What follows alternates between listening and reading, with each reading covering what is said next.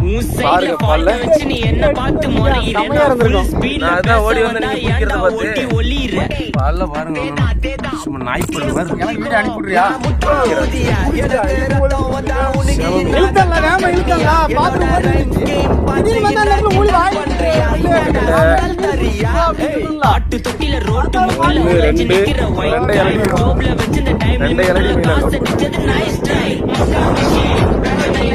அந்த வந்து மீன் பிடிச்சிருக்கீங்களா? முதல்ல மீன் ஊழி மீன் பிடிக்கிறத லைவா பாக்குறப்ப நல்ல அடி நல்ல அடி ரகமா இருக்கு.